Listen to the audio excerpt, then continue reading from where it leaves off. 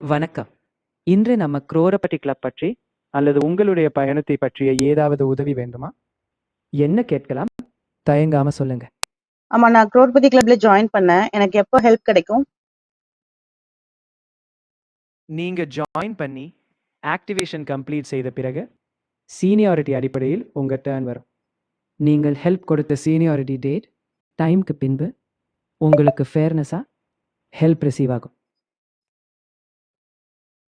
அப்போ எனக்கு புரியல. கொஞ்சம் கிளியரா டீட்டெயிலா சொல்லுங்க. சரியா. ஒவ்வொரு லெவலுக்கும் நீங்கள் ஹெல்ப் செய்த நேரம் சீனியாரிட்டி ஆகிறது.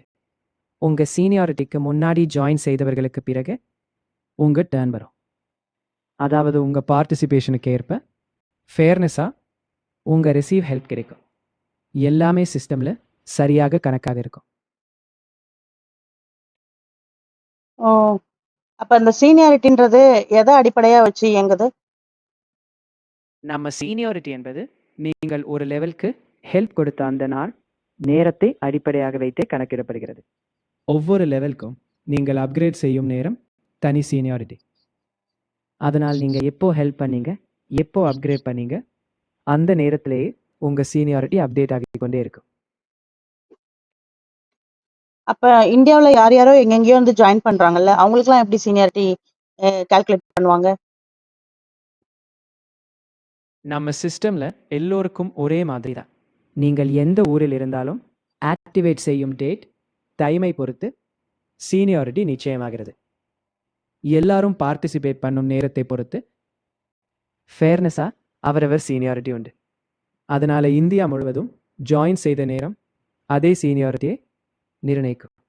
ஸோ எல்லோருக்கும் ஒரு நியாயமான ஸ்ட்ரக்சர். இப்ப எனக்கு பின்னாடி என் ஃப்ரெண்ட நான் ஜாயின் பண்ண வைக்கிறேன் அப்படின்னா, அவங்க எப்ப ரிசீவ் பண்ணுவாங்க? உங்க ஃப்ரெண்ட் உங்களை பின்பாக ஜாயின் பண்ணாங்க என்றால் அவர்களுடைய சீனியாரிட்டி உங்களை பின்பாக இருக்கும்.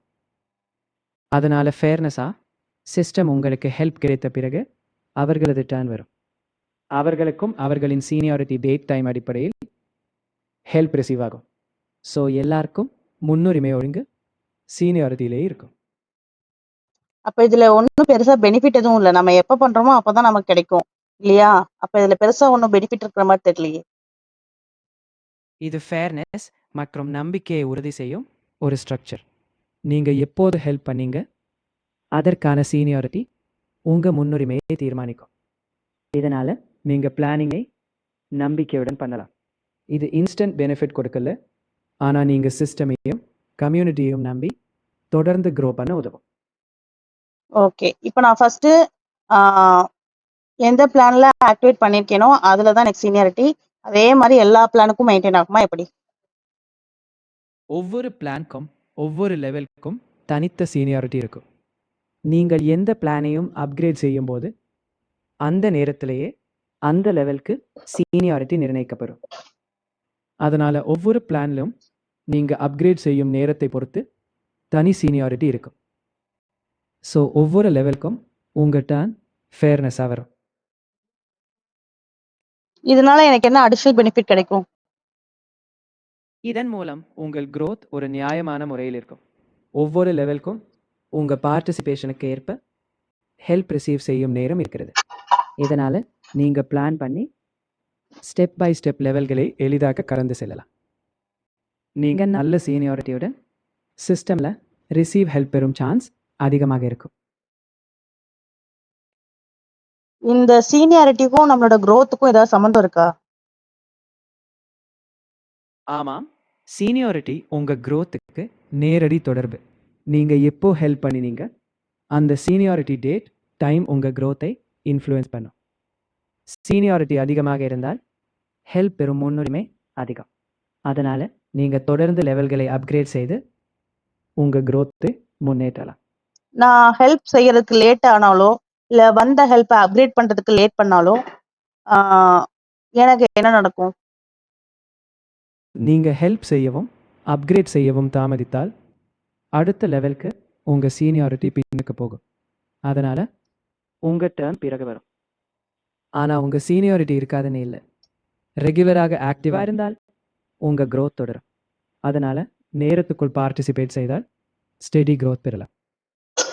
அப்போ நான் வந்து ஐடி ஆக்டிவேஷனா வச்சிருந்தா மட்டும்தான் நான் அப்கிரேட் பண்ணாதான் ஐடி ஆக்டிவா இருக்கும். ஆக்டிவா இருந்தா தான் சீனியாரிட்டி மெயின்டைன் ஆகும். அப்படியா? சரியாக புரிஞ்சுக்கிங்க. ஐடி ஒன்ஸ் ஆக்டிவேட் ஆனதும் அது இருக்கிறது. ஆனால் ஒவ்வொரு லெவல் அப்கிரேடே நீங்கள் செய்தால்தான் அந்த லெவலுக்கு சீனியாரிட்டி உருவாக்கும். லேட் ஆகினால் சீனியாரிட்டி பின்னாடி செல்லும். அதனால நீங்க அப்கிரேட் செய்வது தான் முக்கியம். அப்போதான் உங்க growth ட்ராக்ல இருக்கும். ஓகே. வேற ஏதாவது இதுல இம்பார்ட்டன்ட் பாயிண்ட் இருந்தா எனக்கு சொல்லு. எனக்கு தெரியாத விஷயங்கள் ஏதாவது இருந்தா. ஒரு முக்கியமான விஷயம் என்னவென்றால் சீனியாரிட்டி மட்டும் இல்லை, நீங்க கன்சிஸ்டண்ட்டாக டீமை பில்ட் பண்ணது, உங்க ஸ்பான்சரை சப்போர்ட் பண்ணது, கம்யூனிட்டியில் ஆக்டிவாக இருப்பது எல்லாம் உங்க growth-ஐ இன்ஃப்ளூயன்ஸ் செய்யும்.